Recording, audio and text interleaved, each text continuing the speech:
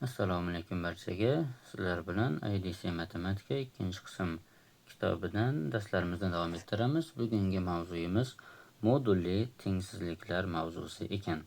Demak, modulli tengsizliklar mavzusini misollarini oralatib ishlab ketamiz. Odatga ko'ra 3 ga karalilarni ishlab ketamiz va mana shu namunalar asosida qolganiga o'zingiz urinib ko'rsangiz bo'ladi.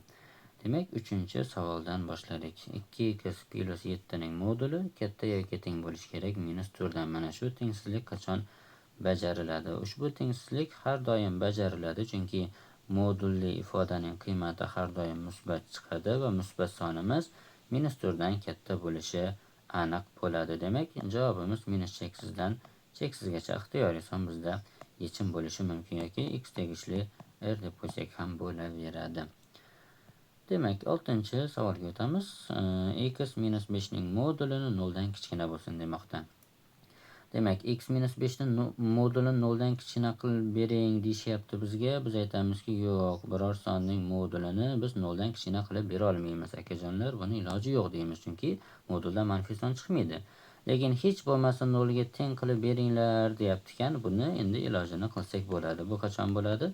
X minus 5 0 bo'lgandagina bo'lishi mumkin. Buning uchun x barobar 5 bo'ladi xolos. Faqatgina shunda biz 0 ga aylantirib beramiz, lekin 0 dan kichkina qilib bera olmaymiz. Unga uzrimizni aytamiz.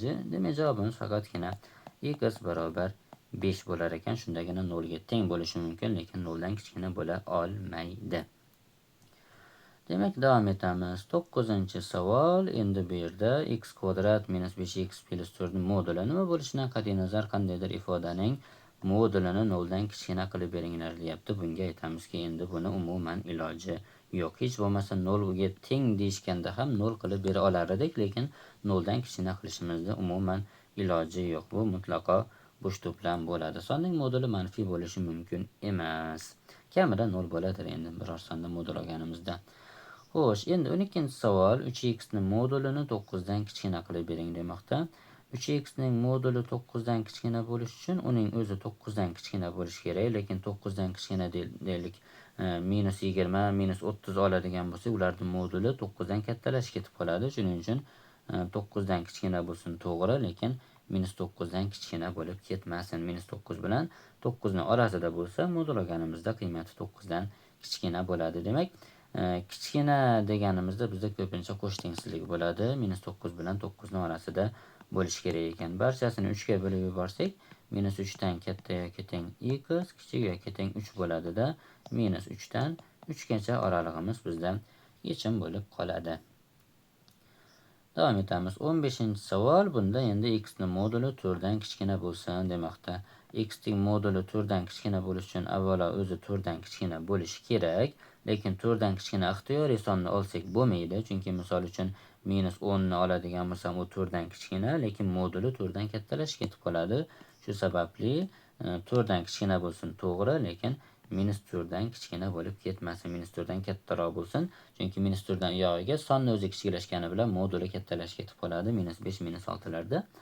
Shuning uchun demak javobimiz -4 bilan 4 ning orasi bo'lar ekan. Davom etamiz. 18-savolga yetib kelibmiz. 18-savol. 5x minus 1 ning moduli 1 dan kichkina bo'lsin. Buning uchun 5x minus 1imiz moduli 1 dan kichkina bo'lishi uchun avvalo o'zi 1 dan kichkina bo'lsin, lekin -1 dan katta bo'lishi ham talab etiladi. Demak, dastlab barchasiga 1 qo'shib yuboraman. Buni -1 ni yo'qotish maqsadida. -1 ga 1 ni qo'shsam 0. Demak, -1 ga 1 ni qo'shsam yana 0 bo'lib 5x ni o'zi qoladi. 1 ga 1 ni qo'shsam 2 bo'ldi. Endi barchasini 5 ga bo'lib yuboraman. X ning oldidagi 5 ni yo'qotish maqsadida. 0 ni 5 ga bo'lsam 0, 5x ni 5 ga bo'lsam x, 2 ni 5 ga bo'lsam 2 taqsim 5. Demak, javobimiz 0 dan 2 taqsim 5 gacha bo'lar ekan. Davom etamiz. 21-savol. Ana endi katta bo'lsin demoqda. 2x minus 4 ning moduli 5 dan katta bo'lishi uchun 2x minus 4imiz yo 5 dan katta son bo'lishi kerak, chunki 5 dan katta sonning moduli 5 dan katta bo'laveradi, yoki yana bitta variantimiz bor. Agar o'sha sonimiz -5 dan kichkina bo'lsa ham modul olganimizda 5 dan katta bo'lib turaveradi. Aytaylik, -7, -10 degan sonlarni olsak, modul olganimizda baribir 5 dan katta bo'lib turaveradi. Shu ikkalasidan biri bo'lishi kerak. Qaysi biri bo'lsa ham bo'laveradi. Shuning uchun ikkalasi ham yechim. Birinchisini ishlasak 2x katta 9 dan 4 ni yo'q olib o'tdim. X katta 9 ni 2 ga bo'ldim 4,5 dan ekan. Ikkinchisini ishlasak 2x kichkina -4 ni qo'shuv qilib olib o'tsak -1 qoldi. X kichkina -1 ni 2 ga bo'lsak 0,5 bo'lmoqda. Demak, javobimiz oraliqda ko'rsatadigan bo'lsak, aniqroq ko'rinadi. 4,5 dan katta sonlar, -0,5 dan kichkina sonlar. Ikkalasi ham bizda javob bo'laveradi. Qaysi biri bo'lsa ham tengsizlik bajarilaveradi. Shuning uchun javobimiz -cheksizdan -0,5 gacha hamda 4,5 dan cheksizgacha degan yechim bo'lar ekan. Demak, odatda katta belgisi qo'yilganda javob ikkita chiqadi, ikkita oraliq chiqadi. Kichik belgisida esa bitta oraliq chiqayotganida mana bu misollarimizda. Demak, davom etamiz. 21 dan so'ng 24 ga sakraymiz. 24-savol. X kvadrat plus 5x ning moduli 6 dan kichkina bo'lishi kerak ekan. Moduli 6 dan kichkina bo'lishi uchun avvalo x kvadrat plus 5x imiz 6 dan kichkina bo'lsin. O'zi 6 dan kichkina bo'lsa, moduli ham 6 dan kichkina bo'ladi, lekin -6 dan katta bo'lib turishi kerak. -6 dan tushib ketsa, u -7, -8 ga qarab manfiy bo'lyapti deb turaveramiz, lekin modul olganimizda demak musbat bo'lib 6 dan kattalashib ketib qolishi mumkin. Mana shu tenglikni ishlab qo'yaman. Dastlab chap qismini ishlasam, ya'ni x kvadrat plus 5x imiz katta bo'lishi kerak -6 dan. Bunga ko'ra x kvadrat plus 5x 6 ni bu yoqqa olib o'tdim, katta 0 dan. Qo'shsam -5, ko'paytirsam 6 bo'ladigan sonlarim -3 bilan -2 ekan. Oraliqqa ajratdik. Plus bizga 0 dan katta oraliqlar mana shu ikkalasi yechim bo'lmoqda. Ana endi ikkinchisi ham bor. Ikkinchi shartimiz x kvadrat plus 5x imiz 6 dan kichkina bo'lishi ham kerak. -6 dan kattaligini ko'rdik. 6 dan kichkina bo'lishi ham kerak. Bunga ko'ra x kvadrat plus 5x -6 kichkina 0 bo'lsa, qo'shsam -5, ko'paytirsam -6 bo'ladigan sonlar -6 bilan 1 ga teng ekan. Oraliqqa ajratamiz. Plus bizga 0 dan kichkina oraliq kerakmi? 0 dan kichkinalar -6 dan 1 gacha. Ana endi ikkala javobni umumlashtirishimiz kerak. Birinchisida aytilgan ediki, -3 dan kichkina sonlar hamda -2 dan katta sonlar deyilgan edi. Ikkinchi javobimizda, ya'ni birinchisida mana ikkala oraliq bo'lgan edi. Ikkinchisida o'rtadagi oraliq, ya'ni -6 dan 1 gacha oraliq yechim bo'lmoqda. -6 ni bu yerda desak, 1 esa bu yerda bo'lmoqda. Orasi bizda yechim ekan. Buni orasi demak mana bu ikki qavat bo'lgan joylarimiz -6 dan -3 gacha hamda -2 dan 1 gacha. Mana shu oraliqlar bizda tengsizligimizning yechimi bo'lar ekan. Xo'sh, davom etamiz. 27-savol. Ikkita modul bermoqda. 3x - 2 ni moduli x ni modulidan katta bo'lishi kerak ekan. Bunday tengsizliklarni ishlash uchun ikkala tarafni kvadratga ko'tarib yuboramiz. Odatda tengsizlikni kvadratga ko'tarish tavsiya etilmaydi, lekin ikkala tomon ham aniq musbat ekanligini bilsak, kvadratga oshirishimiz mumkin. Ikkala tomonni ham kvadratga oshirdik, lekin chap tomonni formula bo'yicha ochib yuborsangiz ham bo'ladi, lekin tavsiya etiladiki 3x - 2 ni kvadrati tomoniga minus qilib olib o'tish x kvadratni katta 0 dan va uni kvadratlar ayirmasi formulasiga qo'yish. 3x - 2 dan x ni ayiramiz. 3x - 2 ga bir marta x ni qo'shamiz. Katta bo'lishi kerak 0 dan. Ixchamlasak 2x - 2, bu yoqda esa 4x - 2 katta bo'lsa 0 dan. Bu kvadrat tengsizlik bo'lib qoldi. Ratsional tengsizliklar. Birinchi qavsni 0 ga tenglasak 1 chiqadi, ikkinchi qavsni 0 ga tenglasak 2 taqsim 4 yoki 1 taqsim 2 chiqar ekan. Oraliqqa ajratamiz. Plus bizga 0 dan katta musbat oraliqlar kerak. Mana shu ikkala oraliq bizdan yechim bo'lar ekan. Ya'ni cheksizdan minus yo'q aytgancha 2 dan 1 ni o'zi hamda bu yog'i 1 dan cheksizgacha yechim bo'lar ekan. Xo'p, mana bu yerda demak yana aytib o'tamiz. Chap tomonni formula bo'yicha kvadratga oshirsangiz ham javobi chiqadi. Lekin iloji boricha chap tomonga o'tib, buni kvadratlar ayirmasiga qo'ygan ma'qul. Nega degan savolga mana 30-savolda javob beramiz. Yana ikkita modul, ikkala tarafni ham musbat ekanligi aniq, chunki ikkalasida ham modul bor. Demak, ikkala tomonni ham kvadratga ko'taramiz. X minus 3 ning kvadrati katta, x kvadrat minus 3 ning kvadrati. Ana endi buni formula bo'yicha ocha olaman-ku desak, chap tomonni albatta ocha olamiz, shubha yo'q. O'ng tomonni ham formula bo'yicha ochaveramiz, faqat sal darajasi oshib 4-darajali demak tengsizlik bo'lib qoladi. Buni ishlash biroz muammo bo'ladi. Shu sababli buni chap tarafga olib o'tgan ma'qul. X minus 3 ning kvadrati ayrilgan x kvadrat minus 3 ning kvadrati. O'ng tomonda esa 0 qoldi. Buni kvadratlar ayirmasi formulasiga qo'yamiz. X minus 3 dan bir marta ayiramiz x kvadrat minus 3 ni. Ayirganimizda minus x kvadrat plus 3 bo'ldi. Bir marta qo'shamiz x minus 3 ga x kvadrat minus 3 ni katta 0 dan. Birinchi qavsni ixchamlasam x minus x kvadrat bo'lib 3lar ayrilib ketar ekan. Ikkinchi qavsda esa x kvadrat plus x minus 6 bo'lar ekan katta 0 dan. Demak, birinchi qavsdan x ni qavsdan tashqari chiqarib qo'yib 1 minus x kvadrat plus x minus 6 katta 0 dan.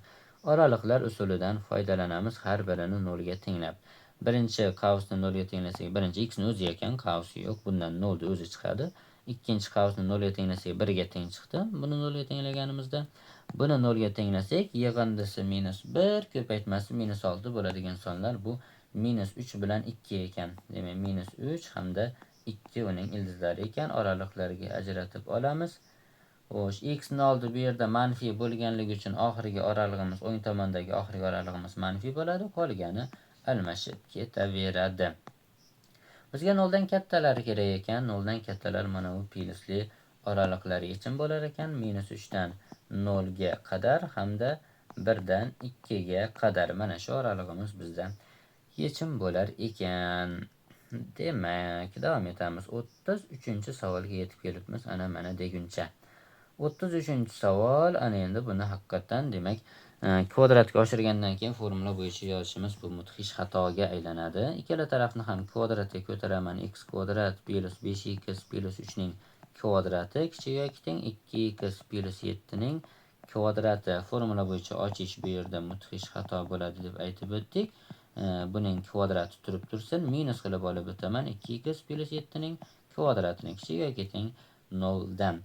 Buni kvadratlar ayirmasi formulasiga qo'yamiz. X kvadrat plus 5x plus 3 ga bir marta qo'shaman 2x plus 7 ni hamda x kvadrat plus 5x plus 3 dan bir marta ayiraman 2x plus 7 ni. Ayirganimizda minus 2x minus 7 bo'lar ekan, kichik yoki teng 0 dan. Oraliqqa qo'yamiz. Undan avval soddalashtirib olaylik. X kvadrat plus 7x plus 10 bo'ldi birinchi qavsim. X kvadrat plus 3x minus 4 bo'ldi ikkinchi qavsimiz. Demak, 0 ga tenglab oraliqlar usuliga qo'yamiz. Birinchisi 0 ga tenglasam, yig'indisi minus 7, ko'paytmasi 10 bo'lgan sonlar bu minus 5 bilan minus 2 ekan. Ikkinchisida qo'shsam minus 3, ko'paytirsam minus 4 bo'ladigan sonlar bu minus 4 bilan 1 degan sonlarimiz ekan. Oraliqqa ajratib olamiz.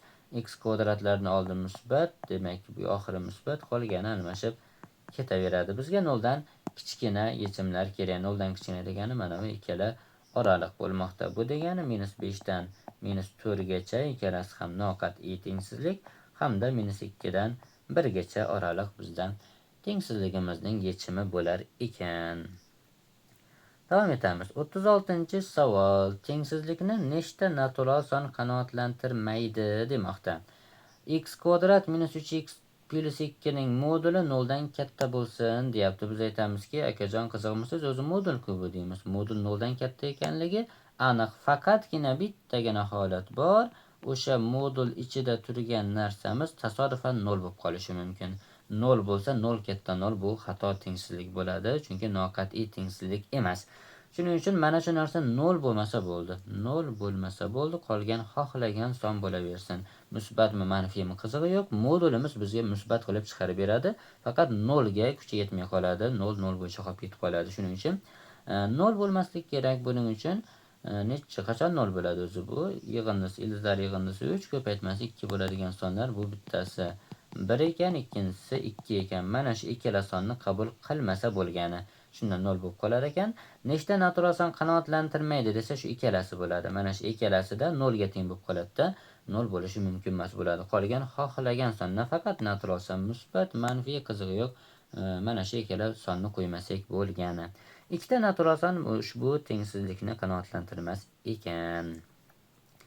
Demak, davom etamiz. 39-savol. Tengsizlikni nechta butun son qanoatlantirmaydi demoqda. Demak, biz avval modul ichida turgan x kvadrat minus 4x plus 6 ni o'rniga plus 4 plus 2 desakda, katta 2 desak, bundan maqsadimiz dastlabki uchala demak, amalimiz, ifodamiz deylik, x minus 2 ning kvadrati bo'lib qoladi, qo'shilgan 2 katta 2 dan. Mana shu yerga yetganda biz tushunib qolamizki, biror sonning kvadrati musbat ekanligi ma'lum. Unga kamiga 2 ni qo'shib ham beryapmiz. Bu musbatdan ham musbatroq son, hatto 0 ham bo'lmaydi. Demak, bunga modulni umuman keragi yo'q. Chunki shundoq ham musbat son. Demak, modulni tashlab yuboraveraman. X minus 2 ning kvadrati plus 2 katta bo'lishi kerak 2 dan. O'ng tomonga 2 ni olib o'tib yuborsak, x minus 2 ning kvadrati katta bo'lishi kerak 0 dan. Biror sonning kvadrati qachon 0 dan katta bo'ladi? Biz aytamiz, har doim deyarli. Nimaga deyarli? Chunki bu ham tasodifan 0 ga aylanib qolsa, 0 katta 0 bu xato gap bo'ladi. Demak, 0 bo'lishi mumkin emas. 0 dan boshqa ixtiyoriy musbat yoki manfiy sonni qabul qilsang, kvadratimiz baribir musbatga aylantirib 0 dan katta qilib oladi. Faqat 0 ga aytganimizdek kuchi yetmay qoladi. Demak, 0 bo'lishi mumkin emas. Bu degani x'imiz 2 bo'lishi mumkin emas. Nechta butun son qanoatlantirmaydi desa, biz aytamizki, bittagina butun son, mana shu 2 degan sonimiz to'g'ri kelmay qoladi. Qolgan ixtiyoriy qiymatidan mana shuning kvadrati 0 dan katta bo'lib turaveradi. Xo'sh, davom etamiz. 42-savol nima degan o'zi 42 da? Tengsizlikni yeching degan ekan, xolos. 41-dan 60-savolgacha ushbu tengsizlikni yechishimiz kerak. Buning uchun modul ostida x ni moduli bilan birgalikda a bilan belgilasak, buni kvadratga ko'targanimizda x kvadrat bo'lib qolaveradi. A kvadratimiz kvadrat qo'yilganda modulni hojati bo'lmaydi. Demak, o'rniga qo'yamiz x kvadratni o'rniga a kvadrat minus 5 ta a dedik. Modul ostida x ni minus 6 katta yoki teng 0 bo'lmoqda. Buni demak ildizlarini topamiz, oralikqa qo'yamiz. Yig'indisi 5, ko'paytmasi minus 6 bo'ladigan sonlar bular. Minus 1 ekan bittasi, 6 ekan ikkinchisi. Oralikqa ajratadigan bo'lsak, plus minus plus. Bu bizga musbat oraliqlar kerak. Musbat mana shu ikkala oraliq. Lekin bu a ga nisbatan bizga x kerak. Demak, biz tengsizlik qilib yozamiz. Birinchi chap tomonni yozadigan bo'lsak, a kichkina bo'lishi kerak ekan, minus 1 dan teng bo'lsa ham bo'laveradi. O'ng tomonni yozsak, a katta yoki teng 6 dan. A ni o'rniga qo'yamiz. A deb modul ostida x ni aytdik, uni minus 1 dan kichkina qilib bering deyishayotganda biz aytamiz, buni iloji yo'q, chunki moduldan musbat son chiqadi. U minus 1 dan kichkina bo'la olmaydi. Faqatgina ikkinchisini amallasak bo'ladi. Ya'ni moduli 6 dan katta bo'lsin demoqda. Moduli 6 dan katta bo'lishi uchun u son yo 6 dan katta bo'lishi kerak, yoki minus 6 dan kichkina bo'lsa ham bo'laveradi. Chunki shunda modul olganimizda minus 7, minus 8 lardan modul olsak, 6 dan katta chiqib turaveradi. Demak, javobimiz minus 8 dan minus 6 gacha, ya'ni 6 dan kichkina sonlar, ya'ni minus 6 dan kichkina sonlar hamda 6 dan cheksizgacha 6 dan katta sonlar. Bu minus 8 dan minus 6 gacha degani, bu esa 6 dan katta sonlar, ya'ni 6 dan cheksizgacha degani. Mana shu oraliq bizda yechim bo'lar ekan. Davom etamiz. 45-savol. Bunda ham tengsizlikni ishlashimiz kerak. Buning uchun x plus 1 ni modulini a bilan belgilayman. Birinchisi a kvadrat bo'ladi, bunisi 2a, bunisi 3 bo'ladi, katta yoki teng 0 dan. Oraliqqa qo'yadigan bo'lsak, ildizlari necha o'zi? Qo'shsam 2, ko'paytirsam minus 3 bo'ladigan sonlar. Demak, minus 1 bilan 3 demoqchisiz menimcha. To'g'ri aytyapsiz. Demak, plus minus plus bizga 0 dan katta oraliqlar kerak. 0 dan katta oraliqlar mana bu ikkalasi bo'lmoqda. Endi buning uchun demak a'imiz kichkina yoki teng bo'lishi kerak ekan, minus 1 dan, chap qismi shuni aytmoqda, minus 1 dan kichkina sonlar deb, yoki o'ng tarafdagi qism, ya'ni a'imiz 3 dan katta bo'lishi kerak. Shu ikkalasidan biri bajarilishi kerak. O'rniga qo'yamiz. A ni o'rniga x plus 1 ni modulini qo'yib, u qachon minus 1 dan kichkina bo'ladi degan savolga javob berib o'tirmaymiz, chunki hech qachon bo'lmaydi. Ikkinchisi modul ostida x plus 1 katta yoki teng 3. Moduli 3 dan katta bo'lishi uchun x plus 1imiz yo 3 dan katta son bo'lishi kerak yoki minus 3 dan kichkina bo'lsa ham bo'laveradi, chunki modul olganimizda 3 dan katta bu chiqib turaveradi. Demak, yuqorisini ishlasam x katta yoki teng 2, pastidan ishlasam x kichik yoki teng minus 4 bo'lar ekan. Demak, umumiy javobimiz minus cheksizdan minus 4 gacha, mana bu yechim bu. Ikkinchisi 2 dan katta sonlar, ya'ni buni oraliq qilib yozsak 2 dan cheksizgacha oraliq bizda yechim bo'lar ekan. Davom etamiz. 45 dan keyin nechi keladi? 46 keladi. Bizda esa 48 keladi. Xo'sh, demak, nima qilishimiz kerak? Modul ostida x minus 1lar bir xil ekan, modul ostida x minus 1 ni a bilan belgilaymiz va o'rniga qo'yamiz. 3 taqsim a plus 1 katta a minus 1 dan. Biz maxrajdagi a plus 1 ni o'ng tomonga ko'paytirib yuboramiz. Endi shu yerda tushuntirish berib ketaylik. Odatda maxrajdagi sonni tengsizlikda u yoqqa ko'paytirib bo'lmaydi, mumkin emas o'zi aslida. Endi nima uchun mumkin emas degan narsani savolni qo'yadigan bo'lsak, biz ba'zi chegaralarni buzib o'tish imkoniyatiga ega bo'lamiz. Nima uchun a plus 1 ni ko'paytirish mumkin emas? Chunki tengsizlikni ikkala tarafini bir xil songa ko'paytirganimizda o'sha ko'paytirayotgan sonimiz musbat bo'lsa ishora o'zgarmaydi, manfiy bo'lsa ishora o'zgaradi. Biz ko'paytirayotgan narsa esa a plus 1, a esa noma'lum.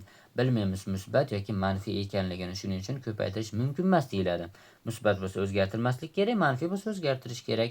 Musbat yoki manfiy ekanligini bilmaymizmi? Demak, ko'paytirish mumkin emas. Shuning uchun tengsizliklarda ko'paytirib bo'lmaydi deyiladi. Unda nega biz ko'paytiryapmiz? Chunki biz bilamizki x minus 1 ning moduli aniq musbat son, manfiy bo'lsa ham modul musbat qilib beradi. O'sha musbat songa biz kamiga 1 ni qo'shib ham beryapmiz. Demak, bu musbatdan ham musbatroq son.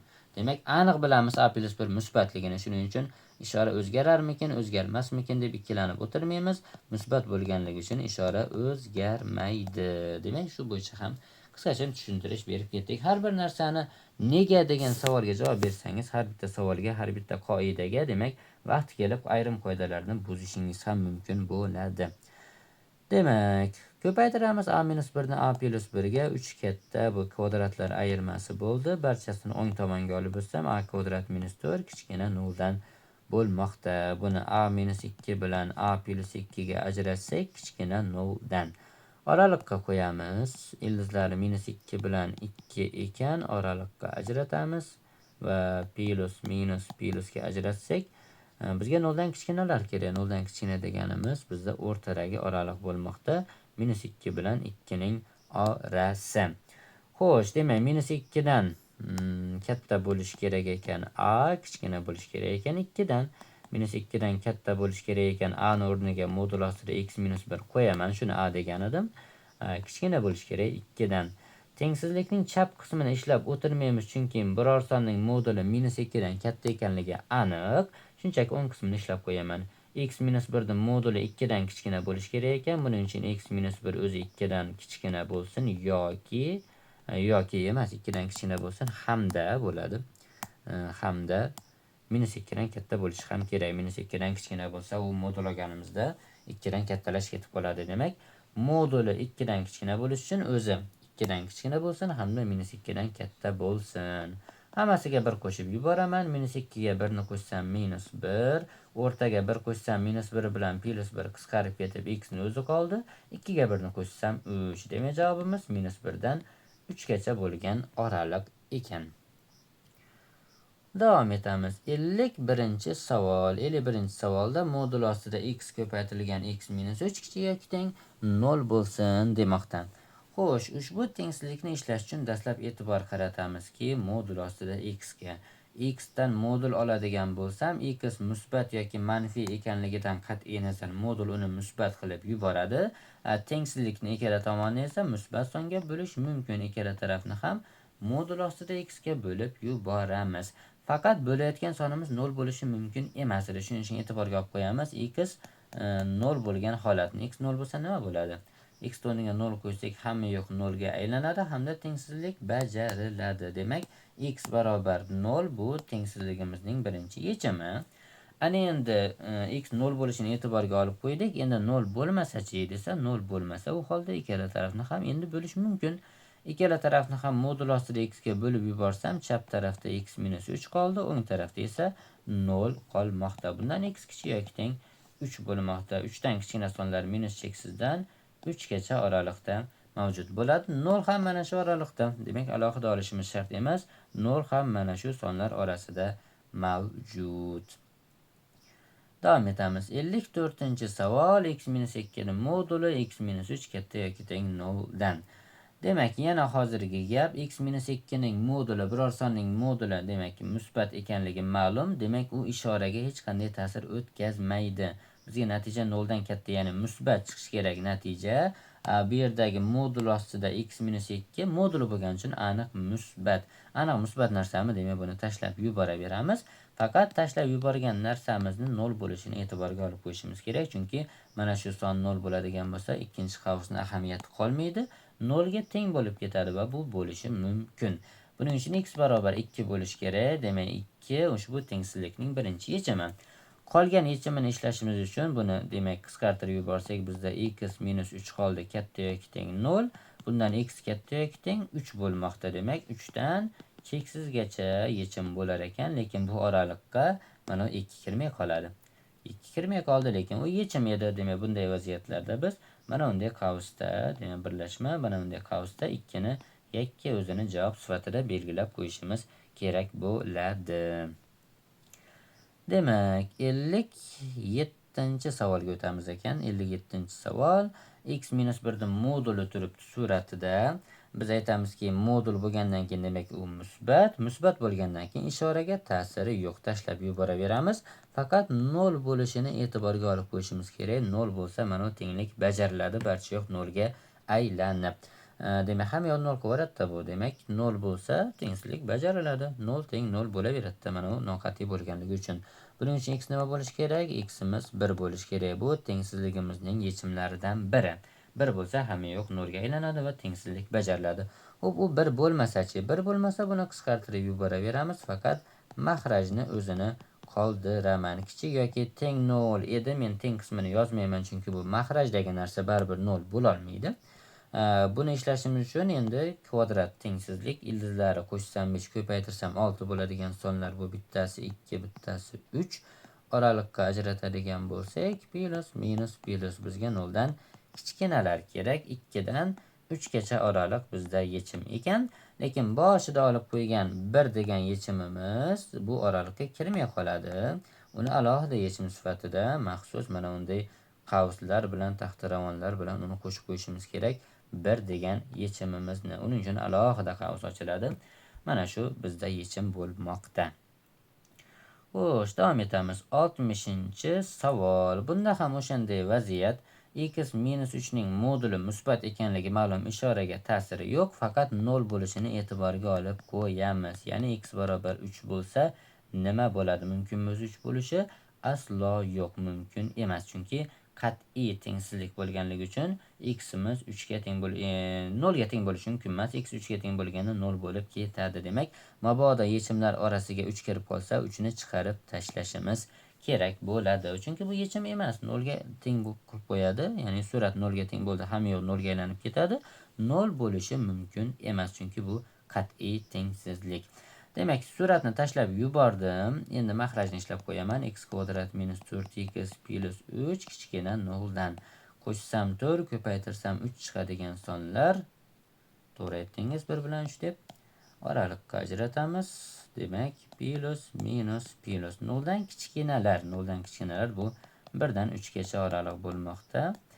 Endi ushbu oralikqa adashib mana 3 degan sonimiz kirib qolmadimi deb tekshirib ko'ramiz, chunki 3 bo'lishi mumkin emas edi. Biz aytamizki, xotirjam bo'laveringlar, 3 ni chegara sifatida olyapmiz, lekin o'zini qabul qilmayapmiz. Mana qat'iy tengsizlik qilib oddiy qavs yozyapmiz.